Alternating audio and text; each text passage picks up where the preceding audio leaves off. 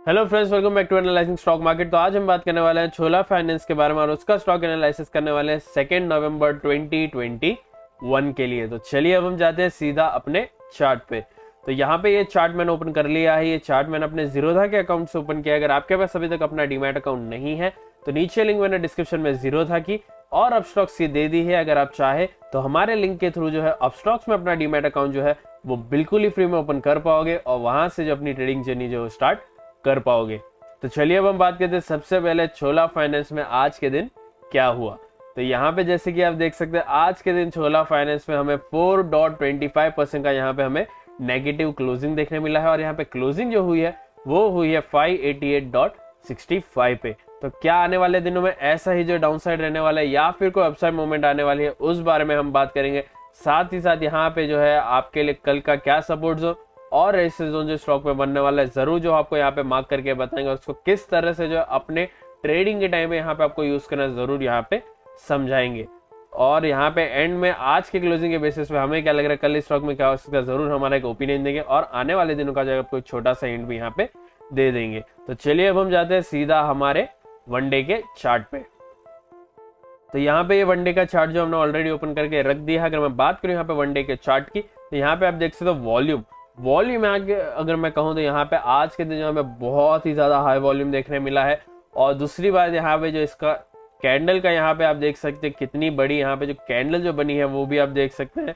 और 20 EMA के नीचे आज के दिन जो स्टॉक ने अपना जो है क्लोजिंग भी दिया है। बाकी RSI की अगर हम बात करें तो RSI यहाँ पे 49-50 के आसपास जो आ चुका है, जो यहाँ पे न्यूट्रल हो चुका है। मतलब यहाँ पे हमें जो है दोनों साइड का एक इशारा दे रहा है, अपसाइड का भी इशारा दे रहा है और डाउन साइड का एक इशारा दे रहा है। याद रखें RSI हो या फिर कोई और इंडिकेटर हो, हम जो है इंडिकेटर्स पे पूरा भरोसा नहीं कर सकते हैं।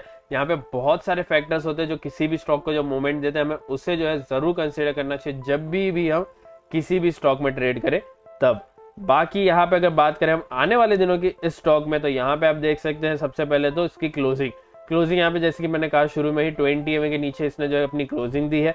और यहाँ पे आप देख सकते हैं 50 EMA के नीचे भी यहाँ पे ये चले गया था एक बार, लेकिन यहाँ पे अच्छा सपोर्ट में देखने हमें मिला है। और यहाँ पे फिर 50 EMA के ऊपर जो है यहाँ पे हमें क्लोजिंग देखने मिला है, लेकिन 20 EMA के नीचे हमें थोड़ा जो है क्लोजिंग देखने मिला है।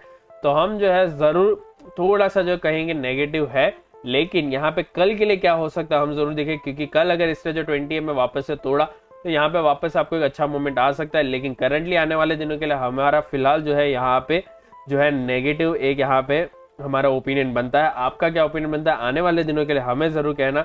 बाकी अगर आपने जो हमारे चैनल को अभी तक सब्सक्राइब करके नहीं रखा है तो मैं कहूंगा अभी के अभी जो हमारे चैनल को सब्सक्राइब कर ले, साथ ही साथ जो है बेल आइकन को भी दबा दे, क्योंकि हम जो है आप सभी के लिए एवरी डे 4 वीडियोस मतलब 4 स्टॉक्स से जो एनालाइज करके लाते हैं। और यहाँ पे आने वाले दिनों के लिए और नेक्स्ट डे के लिए जो यहाँ पे हमारा क्या ओपिनियन बनता है स्टॉक के यहाँ पे क्लोजिंग के बेसिस पे हम जो है पूरा चार्ट एनालाइज के बेसिस पे यहाँ पे आपको समझाने की कोशिश करते हैं। इसकी वजह से यहाँ पे आप जो जरूर हमारे चैनल को जो है यहाँ पे आप सब्सक्राइब कर ले और बेल आइकन को भी दबा दे।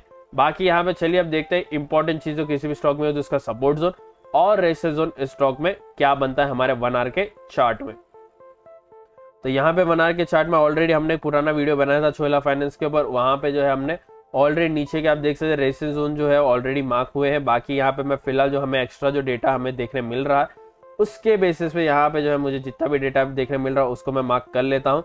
बाकी अगर आपने जो हमारे अभी तक जो है टेलीग्राम को जो है अभी तक ज्वाइन नहीं किया, टेलीग्राम चैनल को जो ज्वाइन नहीं किया, मैं कहूँगा अभी के अभी जो हमारे टेलीग्राम चैनल को जरूर ज्वाइन कर ले, क्योंकि जल्द ही जो है हम वहाँ पे आपको लाइव अपडेट्स मार्केट का लेके आएंगे। मॉर्निंग में सुबह सुबह जो है 9 बजे से पहले जो है आपको यहाँ पे जो है चैट हम जो है उसमें बात करेंगे किस तरह से जो हम मार्केट सेंटीमेंट है कहाँ पे कैसा जो है यहाँ पे हमारा जो एनालाइज किया हुआ स्टॉक है वो किस तरह से परफॉर्म कर रहा है। और यहाँ पे जो है हमारा कैंडल जो है confirmation candle support zone resistance zone तोड़ा नहीं तोड़ा उस बारे में हम जो है बात करेंगे। तो चलिए अब बात करते हैं यहाँ पे सबसे पहले इसके क्लोजिंग यहाँ पे आप देख सकते 587 के आसपास जिसकी क्लोजिंग हुई है। डायरेक्ट सपोर्ट आता है हमारा 585 का, डायरेक्ट रेजिस्टेंस जोन आता है हमारा 590 का। याद रखें डायरेक्ट सपोर्ट से डायरेक्ट रेजिस्टेंस का जो एरिया होता है वो होता है नो ट्रेडिंग एरिया। इसका मतलब है इन दोनों के बीच में इस बीच में जो अगर आपको ये स्टॉक जो घूमते हुए देखने मिले तो यहाँ पे जो आपको बिल्कुल भी ट्रेड नहीं करना है, क्योंकि ये नो ट्रेडिंग है। इसकी वजह से यहाँ पे आपको जो है ना ही एंट्री लेनी है ना ही आपको एग्जिट करना है। यहाँ पे जो है आपको वेट करना है कि कौन से साइड में जो है हमारा ये स्टॉक जो है जाने वाला है, और फिर उसके बाद कंफर्मेशन कैंडल को देखते हैं कंफर्मेशन कैंडल क्या होती है और किस तरह से आपको जो है ये जो मैंने मार्किंग किया सपोर्ट जोन और रेजिस्टेंस की, वो मैं अभी आपको समझा देता हूँ। तो यहाँ पे आप ये जो है चीज जो ध्यान से सुने, ताकि यहाँ पे आप कोई भी गड़बड़ ना करें जब भी आप जो है यहाँ पे ट्रेड ले तब।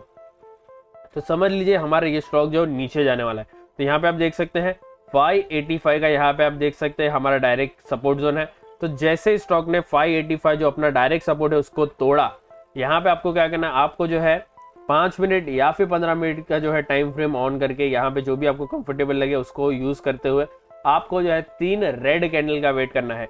यहाँ पे 3 रेड कैंडल जो है अगर 5 मिनट या फिर 15 मिनट के चार्ट में आपको देखने मिले, तो यहाँ पे अगला जो हमारा यहाँ पे आप देख सकते हैं एक सपोर्ट आता है जो है यहाँ पे 576 का, उससे आपको जो है 3 पॉइंट ऊपर मतलब यहाँ पे 579 का जो आपको यहाँ पे अपना टारगेट सेट कर देना है।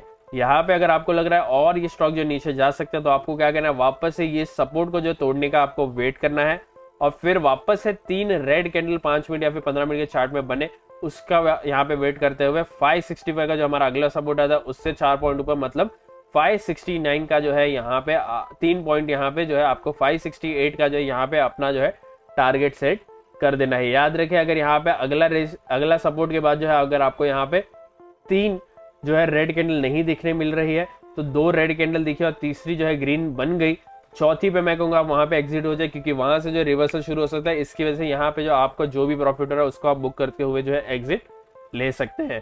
बाकी यहाँ पे बात रही अपसाइड की, अपसाइड यहाँ पे जैसे स्टॉक ने अपना डायरेक्ट रेजिस्टेंस उनको जो तोड़ा, जो है यहाँ पे 590 जैसे ही क्रॉस किया, यहाँ पे आपको जो है वेट करना है 3 ग्रीन कैंडल का 5 मिनट या फिर 15 मिनट के चार्ट में, और फिर उसके बाद हमारा जो अगला यहाँ पे रेजिस्टेंस जोन आता है, यहाँ पे 598 को हमने जरूर जो है मार्क किया, लेकिन यहाँ पे मैं 600 को मार्क करता हूँ, क्योंकि 600 एक साइकोलॉजिकल नंबर भी है, बहुत ही मेजर काम करेगा हमारे रेजिस्टेंस जोन के लिए। इसकी वजह से यहाँ पे 600 से आपको 3 पॉइंट नीचे मतलब 597 का जो आप यहाँ पे टारगेट लगा सकते हैं, सीधा यहाँ पे जो है आपको ये टारगेट लगाना है। बात रही यहाँ पे ये डिफरेंस हमें जो है क्यों रखना है, तो मैं आपको थोड़े टाइम में बताता हूँ। लेकिन अगर आपको लग रहा है ये स्टॉक जो और ऊपर जाना है, तो वापस से जैसे कि मैंने कहा आप जो है और ऊपर के लिए जा सकते हैं, लेकिन वापस से सपोर्ट जोन रेजिस्टेंस जोन जैसे ही क्रॉस होता है, तो हमें वापस से कंफर्मेशन कैंडल को देखते हुए जो है अपना यहाँ पे जो है एक एग्जिट या फिर एंट्री जो है यहाँ पे डिसाइड करनी होती है। याद रखें 600 साइकोलॉजिकल में तो थोड़ा सा मेजर रेजिस्टेंस बन सकता है, इसकी वजह से यहाँ पे थोड़ा सा कॉशियसली काम करें। 603 है तो ऑलरेडी हमारा 600 का जो है एक टारगेट यहाँ पे बनता है। आप जरूर 600 का डायरेक्ट टारगेट रख सकते हैं अगर यहाँ पे आपने तुरंत एंट्री लेके अपना जो टारगेट सेट किया, तो यहाँ पे अगर पहला ऑर्डर सबसे पहले अगर आपका होगा तो आपका सबसे पहले ही एग्जीक्यूट होगा। बाकी यहाँ पे बात रही है जो डिफरेंस जो है 3 पॉइंट का यहाँ पे जो मैं कह रहा था वो आपको क्यों रखना वो मैं आपको समझा दूं।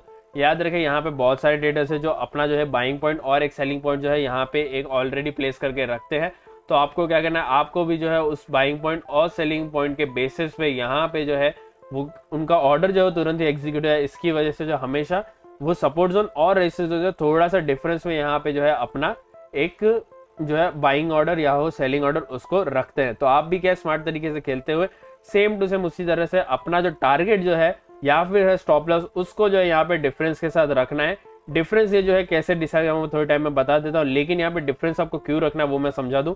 डिफरेंस यहाँ पे 2 चीजें, एक तो यहाँ पे जो है आपका आराम से जो है आप टारगेट जो है अगर आप डिफरेंस रखते हुए रखोगे तो इजीली जो है अचीव हो जाएगा। और दूसरी बात यहाँ पे जो है अचीव यहाँ पे आपका जो है टारगेट होने के बाद यहाँ पे जो कभी कभी जैसे कि मैंने कहा अगर कभी कभी यहाँ पे जो ट्रेडर्स के जो है क्वांटिटी ज्यादा हुई तो कभी कभी जो है हमारा स्टॉक ही जो है सपोर्ट जोन और रेजिस्टेंस जोन तक जो है पहुंचता ही नहीं और उससे पहले जो है रिवर्सल शुरू हो जाता है। तो आप जो है रिवर्सल का जो लॉस होता है, जो प्रॉफिट कम होता है, उससे भी आप बच पाओगे। यहाँ पे 2 फायदे होते हैं, इसकी वजह से यहाँ पे डिफरेंस रखना बहुत ही बढ़िया एक स्ट्रेटेजी बनती है।